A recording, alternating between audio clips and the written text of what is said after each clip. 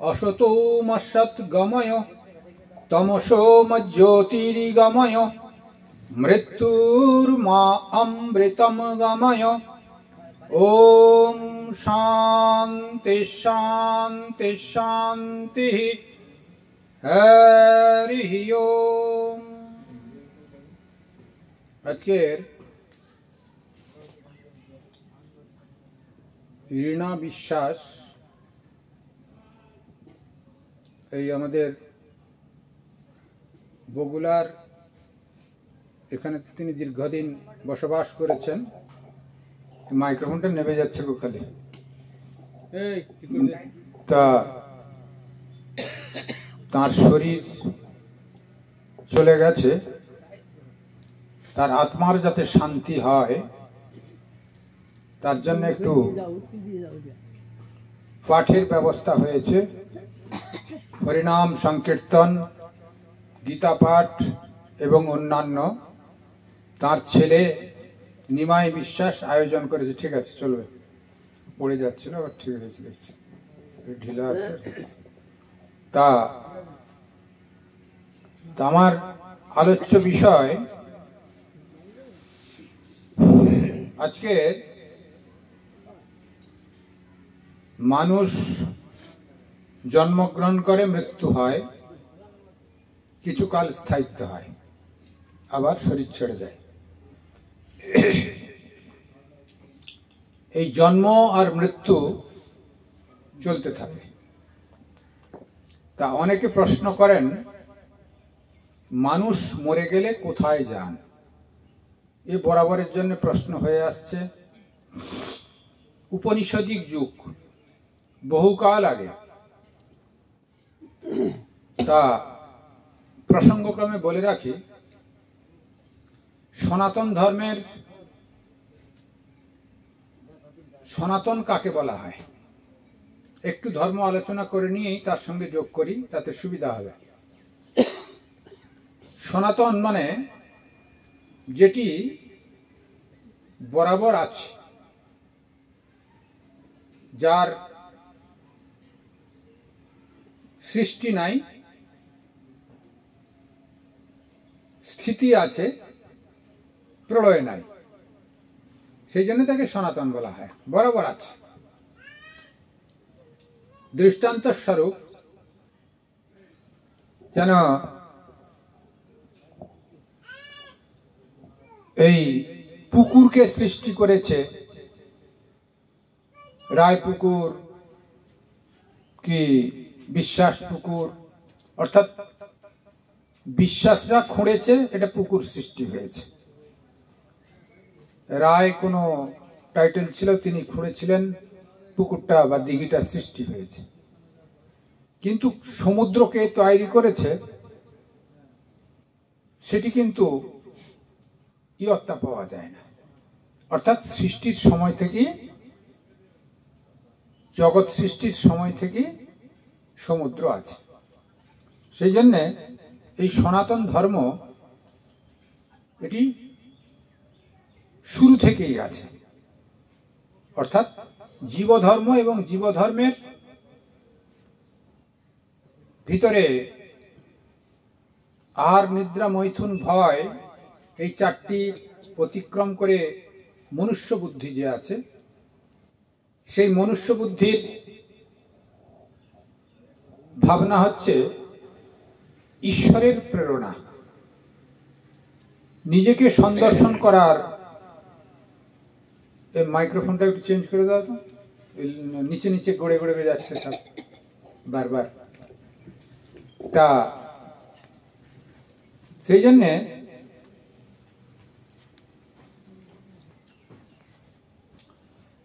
আমাদের সনাতন ধর্ম হচ্ছে বরাবর আছে। সমুদ্র যেমন সৃষ্টির সময় থেকে আছে, এইরকম সনাতন ধর্ম বরাবর আছে। তো আমাদের আহার, নিদ্রা, মৈথুন, ভয় সাধারণ জীবের এটি আছে, কিন্তু মানুষের ঈশ্বর লাভের প্রেরণা, অর্থাৎ ঈশ্বরকে অনুভূতি করবার যে ইচ্ছা প্রয়াস, ভগবান অর্থাৎ এই আমি এসেছি কেন, আমার করণীয় কি, কোথায় যেতে হবে, এইসব ভাবনাগুলো কেবল মানুষের ভিতরে আসে। সেই জন্য মানুষ ধর্ম পিপাসু হয়, না হলে অন্যান্য জীবের মতো কেবল খেত, হাগু করত, বাস ফটাস চলে যেত। কিন্তু মানুষ তার ভিতরে শান্তি খোঁজে। শান্তি খোঁজে মানে ঈশ্বরের একটু অনুসন্ধান করার চেষ্টা করেন। পাবে না পাবে পরের কথা। সেই জন্যে এই সমস্ত জীবের ভিতরে মানুষকে শ্রেষ্ঠ বলা হয়েছে। এই শ্রেষ্ঠত্ব প্রতিস্থাপন করা বা আত্মসন্দর্শন, এটি কোথায় পাওয়া যায়? এটি আমাদের সনাতন ধর্ম নির্ভর করে এই আমাদের প্রস্থানত্রয় মূল শাস্ত্রকে বেশ করে। মূল শাস্ত্র কি? মূল শাস্ত্র হচ্ছে বেদ। বেদ হচ্ছে সনাতন ধর্মের মূল শাস্ত্র। তাকে অপৌরুষেয় বলা হয়। প্রস্থানত্রয়ের ভিতরে বেদ, ব্রহ্মসূত্র এবং গীতা, এই তিনটিকে আমাদের নেওয়া হয়েছে।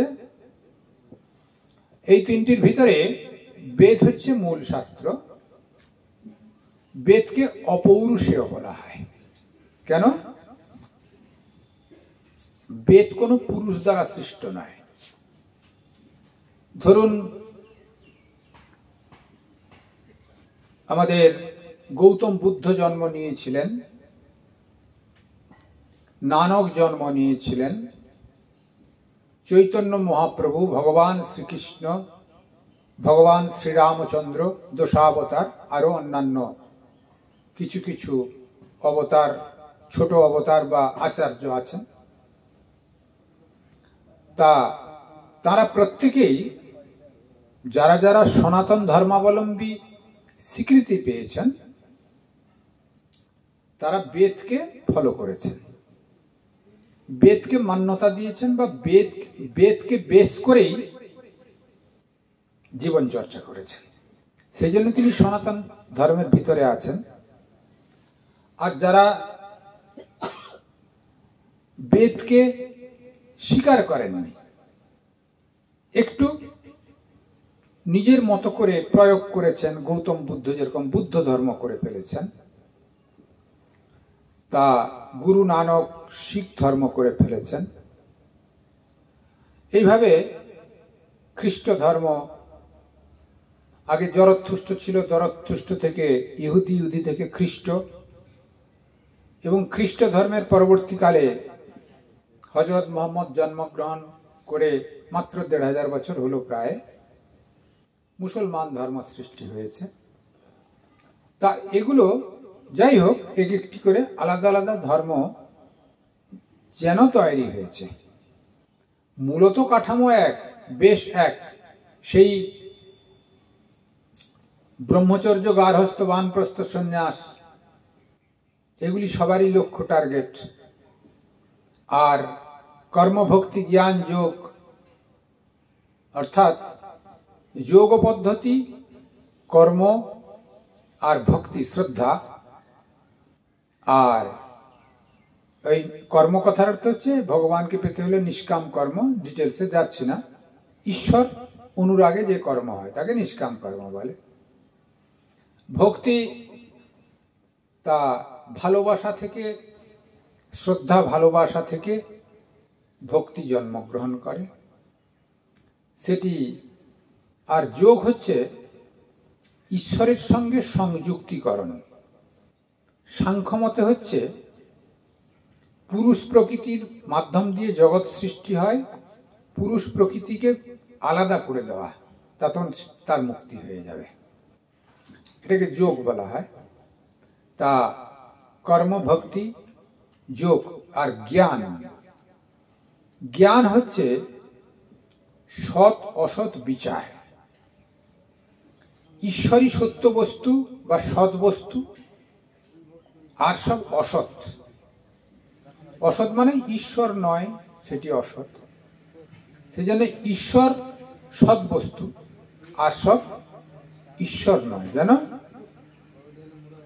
শঙ্করাচার্য যে মত প্রদর্শন করেছেন অদ্বৈত, সেটিকে বলা হয় যেরকম মায়াবাদ। অর্থাৎ এখানে মায়াবাদ শব্দের অর্থ সেরকম বাদ নয়, আমরা ভ্রম দেখি, সেটাকে শঙ্করাচার্য ধরিয়ে দিয়েছিলেন। কেমন? দৃষ্টান্ত স্বরূপ বলি। রাস্তায় যেতে যেতে একজন যাচ্ছে, আবছা আলোকেতে চমকে পড়েছে, এই সাপ, ফনা তুলে বসে আছে। তা হাল্লা চিল্লা শুনে পাশের ঘর থেকে লাঠি টর্চ নিয়ে এলো, দেখি তো ব্যাপারটা কি। তা দেখলো হাসির খোরাক একটা পেঁচানো দড়ি পড়ে আছে, অর্থাৎ সাপ নয়, ভ্রম হয়েছে। আমাদের সেরকম ঈশ্বরের উপরে ভ্রমবশত হয়ে জগৎ দর্শন করছি, জগৎ আদৌ নাই। আমরা যেরকম এখন বসে শ্রবণ করছি, একটু যেন আধা নিদ্রাতে স্বপ্নে নানা রকম দর্শন হয়, একটু ভালো ঘুম হয়ে গেলে সেটাও চলে যায়। অর্থাৎ তিনটা পরিবর্তনশীল। এই জাগ্রত একরকম, স্বপ্ন একরকম, সুষুপ্তি একরকম। কিন্তু তার ভিতরে একজন কে থাকে, সাক্ষী স্বরূপ, যে আপনাকে ওয়াচ করছে। আমি ভালো ঘুমিয়েছিলাম, আমি স্বপ্ন দেখেছিলাম, আমি বসে এখানে মহারাজের কথা শুনছিলাম। অর্থাৎ এই আমিটা ঈশ্বর, আর এগুলো সব ভ্রম, পরিবর্তনশীল। যা পরিবর্তনশীল তা ঈশ্বর নয়। এই জন্মগ্রহণ হলো, মরে গেল, অর্থাৎ শরীরটা মৃত্যু হলো, আত্মার মৃত্যু হয়নি। এই শরীরটা পরিবর্তনশীল, শরীরটা মৃত্যু হয়েছে। সেই জন্য যা পরিবর্তনশীল তা ঈশ্বর নয়, শরীর ঈশ্বর নয়, মন ঈশ্বর নয়। এই করে করে সবটাই জড় বলা হয়। চেতন শক্তি একমাত্র ঈশ্বর, আর বাদ বাকি সব জড়, তিনি ঈশ্বর নন। এটি বেদান্ত মত। এইভাবে শঙ্করাচার্য আছেন, আদি শঙ্কর, মধ্যাচার্য, রামানুজাচার্য, বল্লভাচার্য, নিম্বর্কাচার্য, এরকম অনেকেই আচার্য এসেছিলেন, তার মত প্রতিষ্ঠা করেছেন। কিন্তু সবারই প্রতিপাদ্য বিষয় হচ্ছে ঈশ্বর দর্শন। আমাদের সব মূল ভাব, এই শাখা প্রশাখা যত যাই হোক, যে যেভাবেই চলুক, লক্ষ্য হচ্ছে ঈশ্বর সন্দর্শন বা আত্মজ্ঞান লাভ করা বা নিজেকে জানার চেষ্টা। সেই জন্য আমরা যেভাবেই অনুসরণ করি, কিন্তু আমাদের লক্ষ্য হবে আত্ম অনুসন্ধান। এটাতে মিল আছে। সেই জন্য বেদান্ত তা আমাদের মূল শাস্ত্র, এবং তারপরে আমাদের একটি শাস্ত্র হচ্ছে বেদ, বেদের পরে হচ্ছে গীতা, তারপর হচ্ছে ব্রহ্মসূত্র। এই তিনটি হচ্ছে আমাদের মূল শাস্ত্র। আমাদের জানতে অজান্তে এই তিনটি শাস্ত্রের অধ্যাপনা নচেত শ্রবণ একান্ত কর্তব্য। তিনটি শাস্ত্রের যদি শ্রবণ না করা হয়, তাহলে সনাতন ধর্মেতে জন্মগ্রহণ করা বা হিন্দু পদবাচ্য হওয়া যাবে না। অর্থাৎ আমরা হিন্দু, এটা আমরা সগৌরবে বলতে পারবো না, কারণ মূল শাস্ত্র যদি আমরা অ্যাভয়েড করে যাই বা অধ্যয়ন না করি বা শ্রবণ না করি। এবার এই মূল শাস্ত্রের ভেতরে আমাদের মানুষ মারা গেলে কোথায় যায়, এতেই নিহিত আছে। যেমন বেদেতে কঠোপনিষদ বলে একটি বিশেষ সাবজেক্ট, যে সেই কঠোপনিষদের ভেতরে আমাদের নচিকেতাকে অবলম্বন করে মানুষ মারা গেলে কোথায় যায় বা জীবকুল মারা গেলে কোথায় যায় এটি নির্দিষ্ট আছে। তারপরে কোথায় আছে? গীতাতে পাওয়া যায়। গীতাতে দ্বিতীয় অধ্যায়ে দুটি শ্লোকে পাওয়া যায়। একটি হচ্ছে দ্বিতীয় অধ্যায়ের 22 নম্বর শ্লোক, বাসাংসি জীর্ণানি যথা বিহায় নবানি গৃহ্ণতি নরোপরাণি তথা শরীরাণি বিহায় জীর্ণা নান্যানি সংযাতি নবানি দেহি। 27 নম্বর শ্লোকে আছে, জাতস্য হি ধ্রুবং মৃত্যু ধ্রুবং জন্ম মৃতস্য চ তস্মাৎ পরিহার্য অর্থে নতং শোচি তুমার হসি। তা এই তিন জায়গায় বিশেষভাবে আমরা দেখতে পাই। কঠোপনিষদে আর ঈশোপনিষদেও আছে, অসূর্যা নামতে লোকা অন্ধেন তমসাবৃতা তাংস্তে প্রত্যাভিগচ্ছন্তি একচাত্ম হনৌজনাহ। তা এটি উপনিষদে, কঠোপনিষদ, ঈশোপনিষদ এবং গীতার ভিতরে এগুলো, তাহলে প্রস্থান ত্রয়ের ভিতরে আমরা এগুলো পাচ্ছি। কঠোপনিষদে নচিকেতা উপাখ্যানটা একটু বলে নিলে সুবিধা হবে। শ্রদ্ধা ছাড়া কিছু হবে না। শ্রদ্ধাবান লভতে জ্ঞানম তৎপর সংযতেন্দ্রিয়।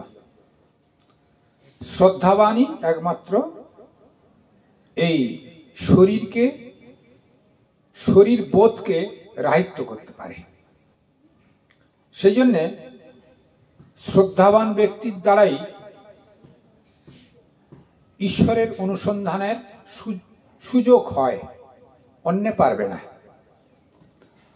তা নচিকেতা একটি অল্প বয়সী ছেলে। উপনিষদের একটি গল্প বলি, সেই গল্পের সঙ্গে খুব সুন্দর মিলজুল হবে। তা উপনিষদের এই নচিকেতার বাবা বাজশ্রবা ঋষি ছিলেন। তখনকার দিনের ঋষি আর এখনকার দিনের আশ্রম বা ধনী ব্যক্তি প্রত্যেকেই যার সামর্থ্য অনুসারে কিছু কিছু দান করা উচিত। তখনকার দিনের এই ঋষিরা, রাজা রাজারা খুব দান করতেন। মুনি ঋষিদের ডেকে আলাদা, গরিবদের ডেকে আলাদা, এবং তার সঙ্গে সঙ্গে হোমযজ্ঞ ইত্যাদি করে পুরোহিত সবাইকে দান ধ্যান করতেন। বাজশ্রবা ঋষি বিরাট যজ্ঞের অনুষ্ঠান করেছেন। তিনি সবাইকে নিমন্ত্রণ করেছেন, হাজার হাজার লোক এসেছে, হোমযজ্ঞে আহুতি দেওয়া হচ্ছে, সঙ্গে সঙ্গে দান ধ্যান চলছে। তার সঙ্গে কিছু গরু এনেছিলেন। এখানে উল্লেখ আছে দুগ্ধ দোহা নিরিন্দ্রিয়া, অর্থাৎ বুড়ো গরু সব, যার শেষ দুধ দোয়া হয়ে গেছে। নিরিন্দ্রিয়া মানে কানে ইন্দ্রিয়, ইন্দ্রিয় যেগুলো তো আমাদের লক্ষ্য করা যায়, পরিলক্ষিত হয় ইন্দ্রিয়, সেই সব ইন্দ্রিয়গুলো নষ্ট হয়ে গেছে। তা সেই সব গরুগুলোকে দান করছেন। নচিকেতা পাশে দাঁড়িয়ে দুঃখ বোধ করছেন যে মানুষ দান গ্রহণ করলে কি হয়, তার ঘরে কাজে লাগবে। গরুটাও নিয়ে গেলে, রাজা দান করছে, গরুটা নিয়ে গেলে তার দুধ পান করবে, নচেৎ সংসারেতে যারা যারা বসবাস করে সেই দুগ্ধ দিয়ে তিনি বিক্রয় করে টাকা পয়সা যাই কিছু সংসার চালানোর ব্যবস্থা করবেন। কিন্তু যে গরুগুলো দান হচ্ছে, ওই গরুর তো কিছু করণীয় নাই। বরঞ্চ উল্টে যিনি নিয়ে যাচ্ছেন তাকেই সেবা করতে হবে গরুগুলোর। তাহলে গরুগুলো দান দেওয়ার বাবার কি ফল হচ্ছে? একটা ইয়াং গরু যদি নিয়ে যান, তার দুধ ঘরে সেবায় লাগতে পারে। আর যদি বুড়ো গরু নিয়ে যান, গোয়ালে রাখা হবে, মালিককে তারই সেবা করতে হবে, তা কিছু ফল দেবে না। অতএব যিনি দান করেছেন বিপরীত ফল হবে, অর্থাৎ সেই দানের কোনো ফল হচ্ছে না, বরং বিপরীত ফল। এতে নচিকেতার মনে উঠল, আচ্ছা বাবা এসব যে গরু দান করছে, এতে তো কোনো ফল হবে না, বরঞ্চ আমি তো ইয়াং আছি, যুবক, আমি যদি কারুর সেবায় লাগতে পারি, বাবা যদি আমাকে কারুকে দান করে, আমি তাহলে কারুর সেবায় লাগতে পারি, এসব গরুগুলো তো কারুর সেবায় লাগবে না।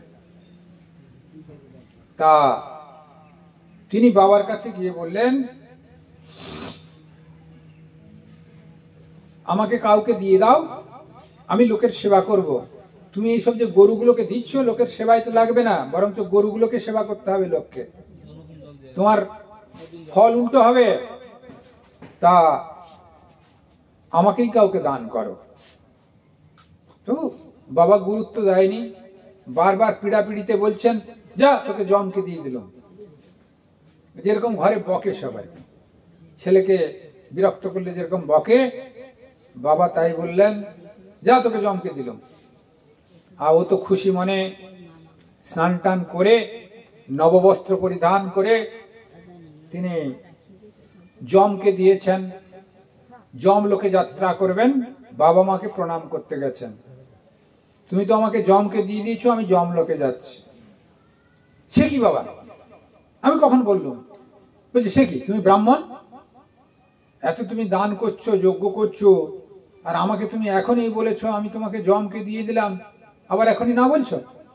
বলছি তো তোমাকে রাগের মাথায় বলেছিল, তুমি তো বলেছো ব্রাহ্মণের মুখ থেকে যা বেরোবে সেটি সত্য।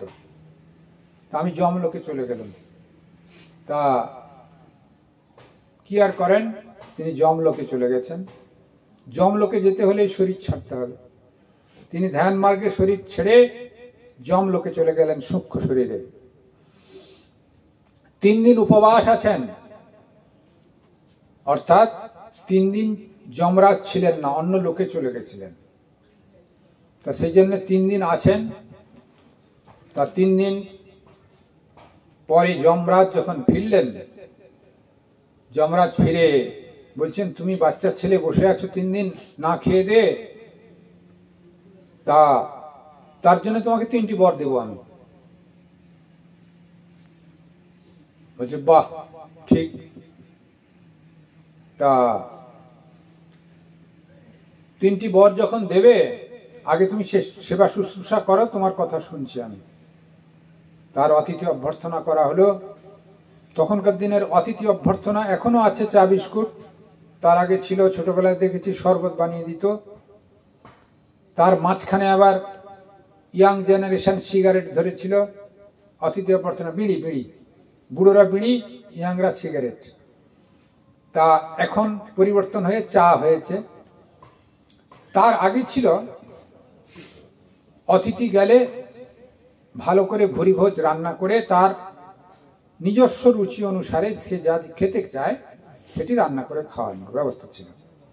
এরকম অতিথি অভ্যর্থনা কাল উপযোগী একটু পরিবর্তন হয়। যাই হোক, অতিথি অভ্যর্থনা হলো। তারপর তিনি তার উত্তর দিচ্ছেন। তা প্রথম প্রশ্ন, মানে বর, তিনি তো 3টি বর দেবেন বলেছেন। 3 দিন উপবাস আছেন, 3টি বর দেবেন। প্রথম বরে তিনি চাইলেন, আমি তো পৃথিবী লোক থেকে চলে এসেছি, আমাকে জগৎ সংসার মৃত বলে গণ্য করবে। আমি যখন ফিরে যাব, সবার মন থেকে আমি মৃত ওটি মুছে ফেলতে হবে, এবং আমাকে যেন পুনরায় বাবা চিনতে পারে পূর্বের অবস্থায়, অর্থাৎ ভ্রম করিয়ে দিতে হবে। আমি যেরকম ছিলাম সেরকম থাকবো। তথাস্তু, তিনি প্রথম বর মকুব করে দিলেন। তা দ্বিতীয় বর হচ্ছে, এটি মূল। দ্বিতীয় বর হচ্ছে, যে কর্মের মাধ্যমে মানুষ স্বর্গলোকে যাত্রা করে সেটি আমাকে বলতে হবে। আমাদের পুরাণ মতেতে আত্মসন্দর্শন হচ্ছে বৈদিক ক্রিয়া। বৈদিক ক্রিয়ার ভিতর দিয়ে বা নানা রকম ক্রিয়ার ভিতর দিয়ে স্বর্গ মত্ত এটা ওটা নানা রকম সব গমন করে এবং আত্মসন্দর্শনও করে। তো পুরাণ মতেতে ওই সপ্ত লোক আছে, তার ভিতরে স্বর্গলোক একটি আছে।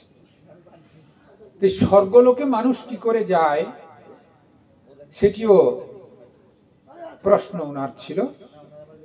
তিনি তার গতিবিধি সমস্ত বলে দিলেন। সূর্যালোক, চন্দ্রলোক, বিভিন্ন লোকের ভিতর দিয়ে, তার রশ্মির ভিতর দিয়ে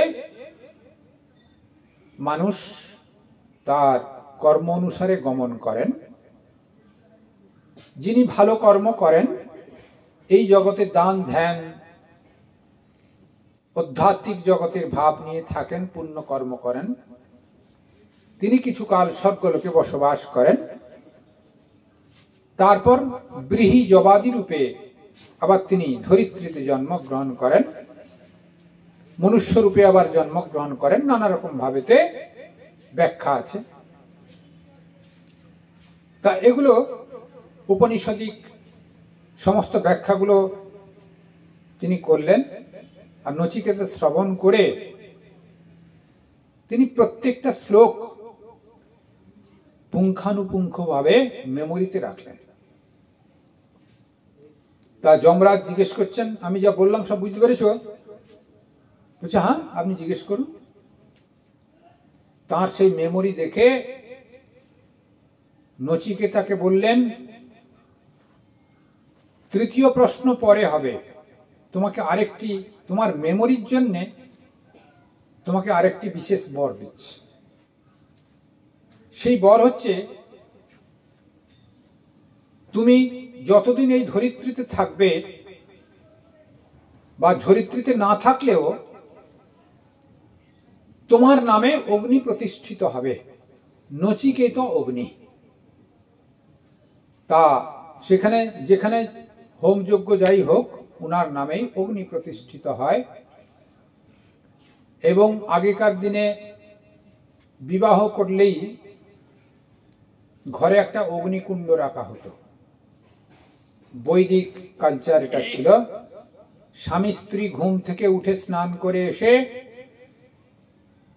একটু বেলকাঠ, অভাবে অন্য কাঠ এবং ঘি একটু দিয়ে দিতেন, একটা বড় কাঠ ফেলে দিয়ে অগ্নিকে প্রণাম করে যে যার কাজে বেরিয়ে যেতেন। কেউ রান্নার কাজ, কেউ চাকরির কাজ, কেউ যে যথাযোগ্য যে যার মতো কাজ করে। কিন্তু এটি মূল, সকালে উঠে অগ্নি হচ্ছে মূল দেবতা, এটি গ্রহণ করা ছিল। বৈদিক ঋষিরা করে গেছিলেন গৃহস্থদের কল্যাণের জন্য। তা পরবর্তী কালে ওটা হয়তো চেঞ্জ হয়েছে বা হয়নি এখন কোনো কারণে। তা এটি, এর মাধ্যম দিয়ে মানুষ স্বর্গলোকে গমন করত। শুভ কর্মে শুভ, মন্দে মন্দ ফল, এ নিয়ম রোধে নাহি কারোবার, স্বামীজি বলছেন। সেই জন্যে জগতে জন্মগ্রহণ করলে শুভ কর্ম, পরোপকার ভাবনা এবং বিশেষ করে যদি কারুর উপকার করতে নাও পারেন, অপকারটি করতে না যাওয়া, এইটুকু অন্তত সামর্থ্য নাই, উপকার করতে পারবো না, অপকার করতে না পারা বা অপকার থেকে বিরত থাকা, এটি করলেও খানিকটা ভালো থাকা যায়। তা এর দ্বারা আমরা ওই একটু ঊর্ধ্বগতি প্রাপ্ত হই। তা তারপরেতে বলছেন যে তোমার নামে তো নচিকেত অগ্নি প্রতিষ্ঠা হবে, চতুর্থ নম্বর বর। তো তৃতীয় নম্বর বরটা গেল কোথায়? হ্যাঁ, তৃতীয় নম্বর বর এবার তোমার কি বলো? বলছে তৃতীয় নম্বর বর হচ্ছে আমার এই জন্ম মৃত্যুর রহস্যকে উদ্ঘাটন করা, জন্ম মৃত্যু এই রহস্যের ভিতরে না প্রবেশ করা, অর্থাৎ মোক্ষ প্রাপ্তির উপায় কি। বলছে তুমি বাচ্চা ছেলে, ওই প্রশ্ন তোমার শোভা পায় না। এই দেখো ইন্দ্রের যত অপ্সরা আছে, তুমি ধরিত্রীতে ফিরে যাও, সব অপ্সরাকে তোমার সঙ্গে দিয়ে দেবো। তুমি দীর্ঘকাল সেখানে বসবাস করবে, অপ্সরাদের সঙ্গে থাকবে। এইরকম জগতে কেউ পায়নি, তুমি এমনটি থাকবে। আর তুমি শশা করা পৃথিবীর রাজা হয়ে যাবে, আমি বর দিয়ে দিচ্ছি। কিন্তু ওই অমরত্ব বর বা মোক্ষের ওই রহস্য তোমাকে জানার দরকার নাই, দেবতারাও এটা পছন্দ করে না। বলে দেখো আমি উত্তম না হতে পারি, অধম কখনো নই, মধ্যম তো হবই। অতএব দেবতারা যদি এই প্রশ্ন না করে, তাহলে কেউ তো এই প্রশ্ন করতে সাহস পাবে না। অতএব আমাকেই তোমাকে এই প্রশ্নের উত্তর দিতে হবে। এই জগতে আমি কি বরাবর থাকবো? তুমি যে পাঠাচ্ছ আমাকে, বলছে তা হবে না, শতায়ু পুরুষ হবে, 100 বছরের ভিতরে ভোগ শেষ করতে হবে তোমাকে। বলছে তাহলে আমার দরকার নেই, যা পরিবর্তনশীল ছেড়ে চলে এসেছি তোমার কাছে। এখন মা বাবা কাঁদছে, হয়তো তার জন্য আমি ফিরে যাব বললাম। তাই বলে এই পৃথিবী ভোগ করার জন্য আমার কোনো আশা নাই। তা বলছে দেখো তুমি এখন ছোট বালক মাত্র, তোমার সমস্ত কিছু বাকি আছে। বলছে দেখো বালক অবস্থায় যদি মনকে কনসেন্ট্রেট করা যায়, একাগ্র করা যায়, তাহলে তাকে পাওয়া যাবে।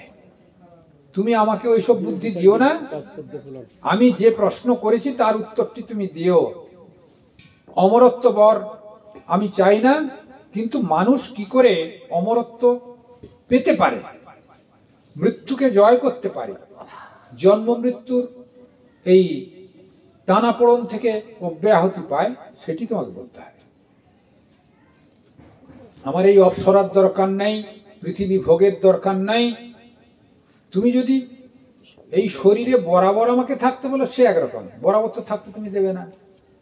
কারণ শতায়ু পুরুষ উপনিষদ বলে গেছে 100 বছর আয়ু, কেউ 60-এ যাবে, কেউ 120-তে যাবে, ওই 100-এর ভিতরেই যাবে।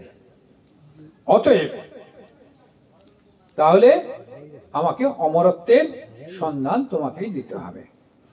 তখন তিনি কতকগুলো বললেন, দেখো মনকে কনসেন্ট্রেট করে,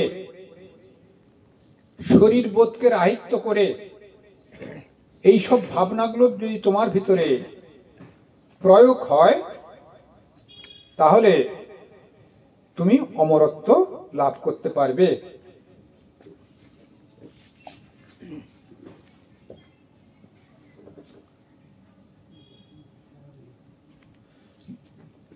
যমরাজ যেসব আত্মতত্ত্ব বলেছিলেন তা কঠোপনিষদ নামে বেদান্তের অন্তর্ভুক্তি হয়ে রয়েছে। কঠোপনিষদ যজুর্বেদের অংশ। কঠোপনিষদের 2-4টি কথা এখানে দেওয়া হলো। অর্থাৎ আত্মসন্দর্শনের ভাবনা যার ভিতরে হয়, তার ভাব কেমন হয়। কারণ কেউ আত্ম উপলব্ধি করেছে, সেও আপনার মতো খায় দায় ঘুরে বেড়ায়, আপনিও আপনার মতো খান দান ঘুরে বেড়ান, কেউ কাউকে চিনতে পারবে না। কথা বললেন না? সে নিজেকে উপলব্ধি করে, নিজে চিনতে পারে যে আমি কেমন এই জগৎ থেকে আলুনি বোধ হয়ে গেছি, জগৎ আমার কাছে গুরুত্ব নাই। কিন্তু সাধারণ মানুষ চিনবে কি করে, সেটি বলছেন। শুদ্ধ চেতনা বা আত্মা আমাদের প্রত্যেকের মধ্যে আছে বলেই আমরা চেতন জীব রূপে বেঁচে আছি। অর্থাৎ ধরুন অঙ্গুষ্ঠ মাত্র পুরুষ অন্তরাত্মা, এটি বলা হয়েছে কঠোপনিষদের এক জায়গায় আছে। ধরুন শরীরের এক একটি অংশ কেটে বাদ দিয়ে দেওয়া হচ্ছে কারণ সেই অংশটা নষ্ট হচ্ছে বটে, কিন্তু চেতনা নষ্ট হচ্ছে না। চেতনা যেন শেষটাই নষ্ট হয়ে যায় মনে হয়, কিন্তু চেতনা নষ্ট হয় না, চেতনা আরেক জায়গায় জন্মগ্রহণ করেন, সেই জন্য শরীর নষ্ট হয়ে যায়। তো এই কথা বলছেন যে শুদ্ধ চেতনা বা আত্মা আমাদের প্রত্যেকের মধ্যে আছে বলেই আমরা চেতন জীব রূপে বেঁচে আছি। শ্রীরামকৃষ্ণদেব একটি চেতনের গল্প বলেছেন, ভারী সুন্দর। একটি উনুনেতে হাঁড়ি বসানো আছে, হাঁড়ির ভিতরে চাল, পটল, আলু দেওয়া আছে, জ্বালানি মারা হচ্ছে, আলু পটলগুলো লাফাচ্ছে, কারণ ফুটছে, তো তাপ দেওয়া হচ্ছে, ফুটছে, আলু পটলগুলো লাফাচ্ছে। তা আলু পটলগুলো নিজে নিজে ভাবছে আমি লাফাচ্ছি, আমরা নিজে নিজে ভাবছি আমরা লাফাচ্ছি, আমি বাড়ি করলাম, আমি বিল্ডিং করলাম, আমি অমুক ঘরে অমুককে দু চড় চাপড় মেরে জায়গাটা দখল করে নিলাম, দু চাপড় মেরে আমি প্রতিশোধ নিয়ে নিলাম, যাই হোক কিছু করলাম। কিন্তু আগুনটা যদি টেনে নেওয়া হয়, আলু পটলকে আর লাফাতে পারবে? আমাদের চেতনাবোধ যদি না থাকে, এই শরীর কি কিছু কাজ করতে পারবে? যেমন এই রীনা মায়ের হলো, আত্ম শক্তি যখন চলে গেল, সেই শরীরটাকে দাহ করতে হলো, কি তার নিজের মতো করে সৎকার করতে হলো, শরীরের কোনো আর কাজ থাকবে না। সেই আত্মচেতনার দ্বারা আমরা চেতনা প্রাপ্ত হই, এইটি জ্ঞান অর্জন করতে হবে, তাহলে জ্ঞান হবে। এটি উপনিষদের একটি মূল কথা। আত্মার চৈতন্যই আমাদের দেহ, মন, প্রাণ প্রভৃতিতে চেতনা বলে মনে হয়। এই শুদ্ধ চেতনাই আমাদের স্বরূপ, আমাদের আসল আমি। তা আমি বিল্ডিং করলাম, এইটা আসল আমি নয়। আমার ভিতরে যে চেতনা আছে সেইটি আসল। এইটুকু বোধ আমাদের আনাতে হবে, পৃথকত্ব করতে হবে, শরীর থেকে আলাদা বোধ আনাতে হবে, তাহলে আমাদের মঙ্গলপ্রদ। তারপর একটি দৃষ্টান্ত দিয়েছেন কি, যেমন সূর্য না থাকলে আমরা কিছুই দেখতে পাই না, অথচ যে ইন্দ্রিয় দিয়ে আমরা দেখি সেই চোখের কোনো দোষ সূর্যকে কখনো স্পর্শ করে না। তেমনি এই আত্মার চেতনায় প্রাণ, মন প্রভৃতিকে চেতন বলে মনে হলেও দেহ, প্রাণ বা মনের কোনো দোষে কখনো সে চেতনার বিকৃতি ঘটে না। তৃতীয়, মানুষের ইন্দ্রিয় মন স্বভাবত বহির্মুখী, বাইরের জিনিস নিয়ে নাড়াচাড়া করেই আমরা আনন্দ আহরণ করতে চাই, কিন্তু আত্মজ্ঞান লাভ করতে হলে ইন্দ্রিয়গুলিকে, মনকে বাইরের বিষয় থেকে টেনে এনে ভেতরের দিকে, নিজের স্বরূপের দিকে তাকানো শেখাতে হবে। যারা অমৃতত্ব চান তারা তাই করে থাকেন। তারা বাইরের বিষয় থেকে গুটিয়ে এনে সব মনটা আত্মচিন্তায় একাগ্র করেন। যাদের বিবেক আছে তাদের এইরূপ করার শক্তি আছে। অর্থাৎ বিবেক এবং বৈরাগ্য এই দুটি আমাদের একান্ত প্রয়োজন। সৎ অসৎ বিচার, সৎকে গ্রহণ করা, অসৎকে পরিত্যাগ করা, এই বিচারের দ্বারা ওই সৎকে গ্রহণ করতে করতে অসৎকে পরিত্যাগ করতে করতে আর অসতের প্রশ্নই আসবে না, সৎকেই কেবল গ্রহণ করা হবে, তখন তিনি প্রতিষ্ঠিত হয়ে যাবেন। এই কথা বলছেন। আমরা শরীর, মন, বুদ্ধি প্রভৃতি সবকিছু থেকে আলাদা। এটা ভারী সুন্দর দৃষ্টান্ত দিয়েছেন, রথের দৃষ্টান্ত। আমাদের শরীর একটা রথের স্বরূপ, তার রথের স্বামী হচ্ছেন আমি, অর্থাৎ আত্মা। সেটি বলছেন আমরা শরীর, মন, বুদ্ধি প্রভৃতি সবকিছু থেকে আলাদা। আমাদের শরীর যেন একটি রথ, আমরা সেই রথে বসে আছি। ইন্দ্রিয়গুলি যেন রথের ঘোড়া,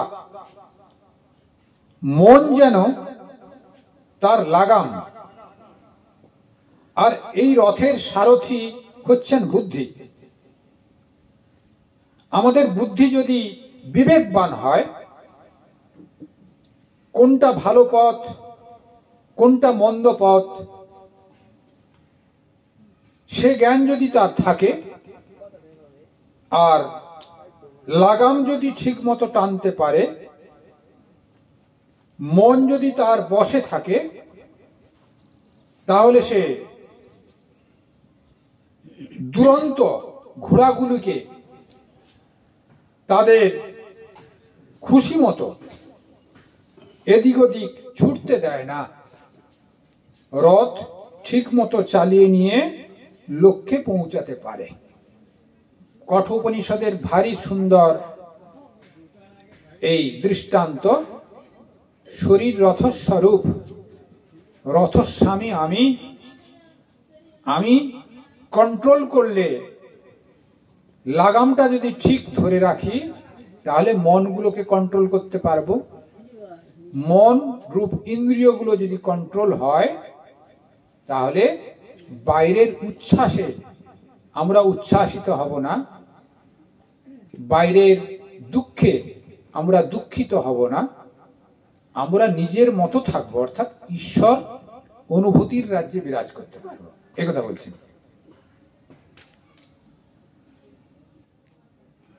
যমরাজ নচিকেতাকে এই ধরনের বহু কথা বলেছেন। আর দু একটি বলে আমি গীতার প্রসঙ্গে চলে যাচ্ছি। না, ঈশোপনিষদে একটি আছে, সেটাও বলবো। বলছেন,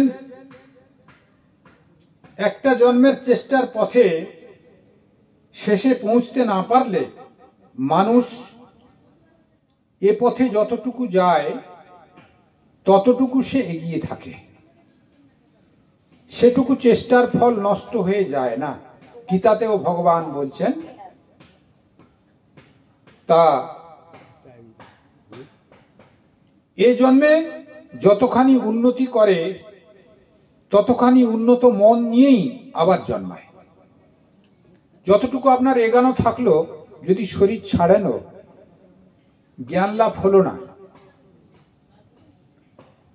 গীতাতে বলছে ধনী কুলে জন্ম হবে। উপনিষদও তার আগে উপনিষদ, বেদ, তা সেখানেও বলে গেছেন, যতটুকু শুদ্ধ ভাব আপনার ভিতরে এগানো থাকলো, পরবর্তী জন্মেতে সেই পরিবেশে জন্মগ্রহণ করে তারপরের থেকে আবার কার্য শুরু হবে, ততটুকু এগানো থাকবে, এটি বলছেন। সেই জন্যে স্বল্পমপ্যস্য ধর্মস্য ত্রায়তে মহতো ভয়াৎ। একটু কিছু অল্প স্বল্পও যদি ভালো কাজ করা যায়, সেটি কখনো নষ্ট হয় না, এই কথা বলছেন। মৃত্যুকালে শরীরটাই নষ্ট হয়, মনের কিছু হয় না। তাই নূতন দেহ মনের গঠন আগের মতোই থাকে। ভারী সুন্দর কথা একটা বলে চলে গেলেন। আপনার শরীর চলে যাবে, আপনার বাসনাগুলো বা ভালোবাসার ভাবগুলো মন সেই শরীর থেকে নিঃশ্বাস নিয়ে নিবে,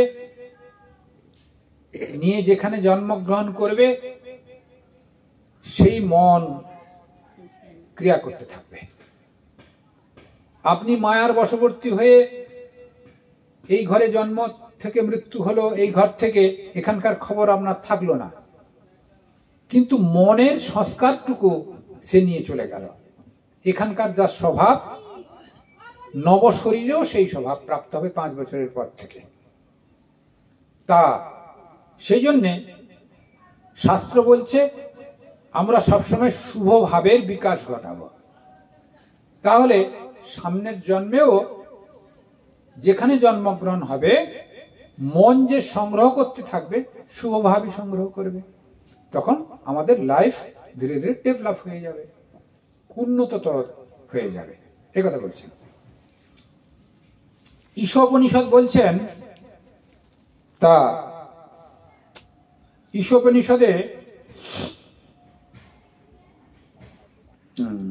অসূর্য নামতে লোকা অন্ধেন তমসাবৃতা তাংস্তে প্রত্যাভিগচ্ছন্তি এক চাত্ম হনো জনাহা। ওখানেও অসূর্য নামতে লোকা, মানুষ মরে গেল, মরে যাওয়ার পরে কি হলো? প্রেত যোনি বলা হয়। 1 বছর মানুষ প্রেত যোনিতে বসবাস করে যদি তার বাসনা থাকে। বাসনা না থাকলে কিন্তু তার প্রেত যোনি হবে না, তার যদি বাসনা থাকে প্রেত যোনিতে বসবাস হবে, এটি বলা আছে। কিন্তু সেই প্রেত যোনিতে যে বসবাস করে তার নিকট আত্মীয়, অর্থাৎ ছেলে মেয়ে নিকট আত্মীয়, বিশেষ করে ছেলে, তিনি 1 বছর কাল ঔষধ পালন করে। এই জন্যে 1 বছর দান ধ্যান বেশি করতে হয়। তার বাবা মায়ের বা যেই গুরুজনের, বড়জনের ওই গতি মসৃণ হওয়ার জন্য, বা 1 বছরের তার যে জায়গাটুকু কভার করতে হবে, দান ধ্যান থাকলে তিনি তাড়াতাড়ি করে সেখানে পৌঁছতে পারবেন, না হয় কষ্টসাধ্য হবে। সেই জন্যে তাকে উপলক্ষ করে অনুষ্ঠান করা, শান্তিযজ্ঞ করা, পাঠপুট করা, দান ধ্যান করা, এটি তার পারলৌকিক ক্রিয়া বলা হয়, বা তার কল্যাণের জন্য, তার পথ সুগমের জন্য। তিনি এতদিন কিছু করে গেছেন, ছেলেপুলেদের জন্য কি সম্পত্তি করে গেলেন, তার কিয়দংশ তার মৃত্যুর পরেও এটি করবার জন্য, তাতে কল্যাণপ্রদ। যিনি করবেন তারও কল্যাণ, আর যার জন্য করা হচ্ছে তারও কল্যাণ। তা নাহলে অসূর্য নামতে লোকা অন্ধেন তমসাবৃতা, যেখানে সূর্যালোক প্রবেশ করে নাই, গভীর অন্ধকার সম, সেই রকম অবস্থায় তার প্রাপ্ত হয়। তা শঙ্করাচার্য বলছেন, আদি শঙ্কর, তিনি বলছেন প্রত্যেক মানুষই যদি জ্ঞান লাভ না করেন, প্রত্যেকেই অজ্ঞান প্রাপ্ত হয়। অর্থাৎ এই জগতে জন্মগ্রহণ করে জ্ঞান লাভ অবশ্যই করতে হবে। জ্ঞান লাভ যদি না হয় তার ওই অন্ধকার দশা প্রাপ্ত হবেই। সেই জন্যে ঈশ্বরই একমাত্র বস্তু, এইটি আমাদের জ্ঞান করতে হবে, উপনিষদ বলছেন। তা গীতাতে কি বলছেন? গীতাতে 2টি আছে শ্লোক। জাতস্য হি ধ্রুবং মৃত্যু ধ্রুবং জন্ম মৃতস্য চ তস্মাৎ পরিহার্যে অর্থে নতং শচি তুমর হসি। জাতস্য হি ধ্রুবং মৃত্যু, যিনি জন্মগ্রহণ করেন তার মৃত্যু অবশ্যম্ভাবী। আর যিনি মৃত হয়েছেন তার জন্মগ্রহণ হবে, এটি গীতাতে বলছেন, কেউ রোধ করতে পারবে না। তাহলে মুক্তি মুক্তি আমরা কি বলি? হ্যাঁ, এখানে সেই গীতাতে বলছেন যার বাসনা থাকবে তার জন্মগ্রহণ হবে,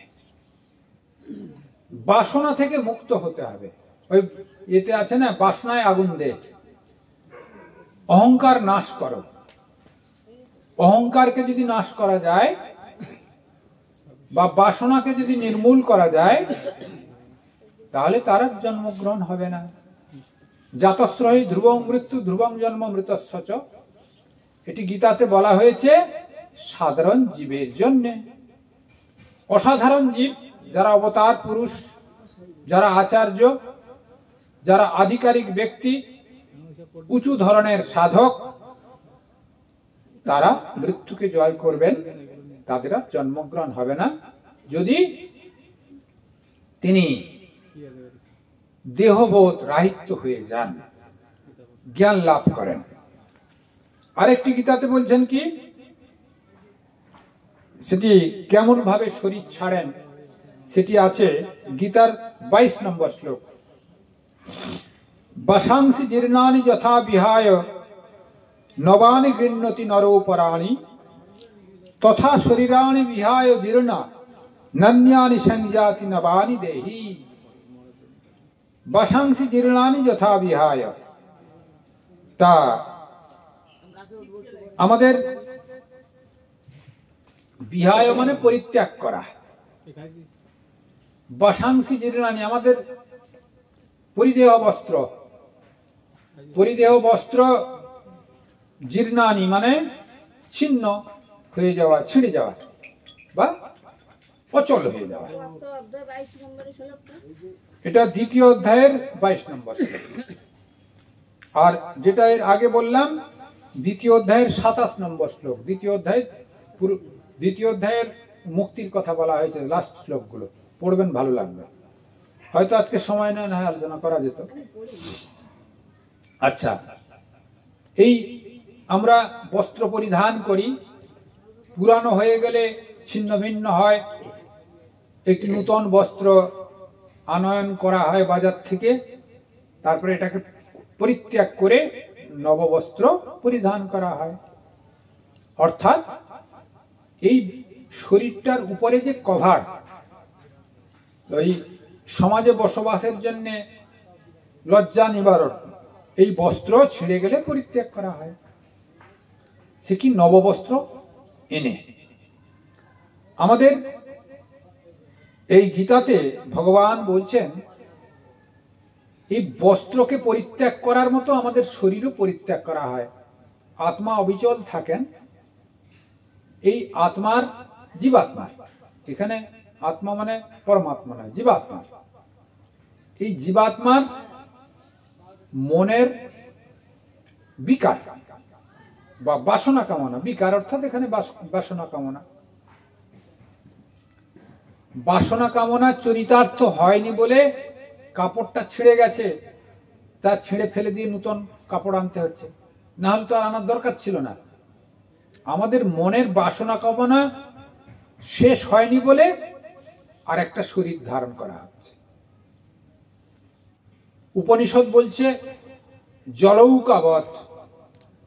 জলৌকা জানেন? জোঁক। জলৌকা ভালো কথায়, খারাপ কথায় হচ্ছে জোঁক। জোঁক চলে কেমন জানেন? এরকম আঙুলটা আগে বাড়াবে, আঙুলটা এরকম বাড়াবে, দিয়ে ধরবে, তারপর পেছনটা টেনে নেবে। দেখবেন জোকের লক্ষণ দেখবেন, যেগুলো রক্তক্ষেপে জোক।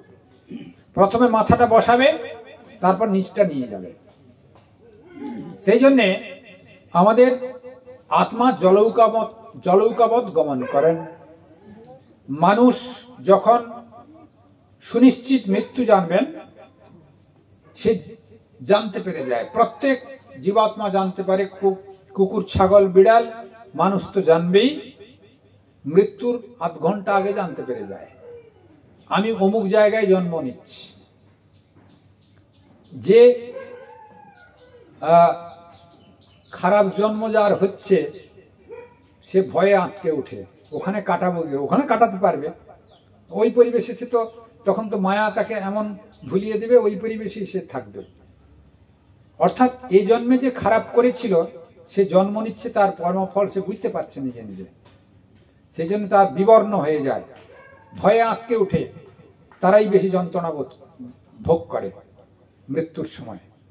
আবার কেউ কেউ আনন্দে যায়, সে একটু সুখ ভাবনায় যায়, সে একটু ভালো জন্মগ্রহণ করছে। আবার কেউ মুক্ত পথযাত্রী, যিনি শরীর বোধে গুরুত্ব নাই, তিনি আনন্দে চলে যাচ্ছেন। মুখ দেখলেই মৃত্যুর সময় বোঝা যায়, মানুষকে অনেকটাই আঁচ করা যায়। তা সেখানে দেখা যাচ্ছে যে সে যে জন্মগ্রহণ করবে বা করছে সে নিজে তো জানতে পারছে,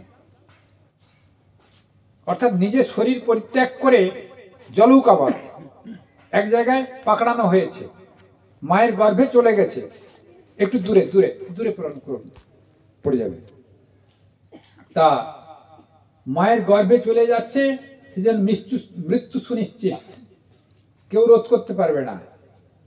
তা সেখান থেকে জন্মগ্রহণ করছে, এখানে তার মৃত্যু হচ্ছে, এই শরীর ত্যাগ হয়ে যাচ্ছে, তার আগে সে ভূমিষ্ঠ হচ্ছে। তো সেই জন্যে জলৌকাবৎ গমন, বসাংসি জীর্ণানি যথা বিহায় নবানি গৃহ্ণতি নরোপরাণী। এই নব শরীর ধারণ করা হচ্ছে কেমন? এই ছেঁড়া বস্ত্রকে পরিত্যাগ করে যেমন নববস্ত্র পরিধান করা হয়, তেমন জীবাত্মা আমাদের এই শরীরকে পরিত্যাগ করে নব শরীর গ্রহণ করেন। তা এটি গীতাতেই পাওয়া যায়। উপনিষদের কথা বললাম, গীতার কথা বললাম, কিন্তু আমাদের এই জন্মগ্রহণ আর মৃত্যু, এই দুটিকে সবসময় বয়ে রাখা সাধকদের লক্ষণ নয়। যারা যুদ্ধ মারপিট করবে, কি একটু বাসনায় ব্যস্ত সমস্ত হয়ে যাবে, তাদের পক্ষে ঠিক আছে। কিন্তু যারা শান্তিকামী, তাদের জন্য ওই নাতির চুমু খাচ্ছি, নাতির মা পেছনে একটি ঝাঁটা নিয়ে বসে আছে, খেতে চাইলেই দু এক ঘা দিয়েও দিল, কারুর কারুর হচ্ছে, না হোক ভালো, তাও কিন্তু বাসনা ত্যাগ করবে না। আমার নাতিটা স্কুলে যায়, আমি বসে বসে নিয়ে আসবো, বৌমা পারে না তো, কাজ করে। তা এইভাবেতে দেখা যায় যে কি বাসনা আমাদের ভিতরে এত জগতের বাসনা ভিতরে ঢুকে আছে, সেই বাসনাগুলোকে আমরা ত্যাগ করতে পারি না। সেই জন্য শান্তি আসবে কোত্থেকে?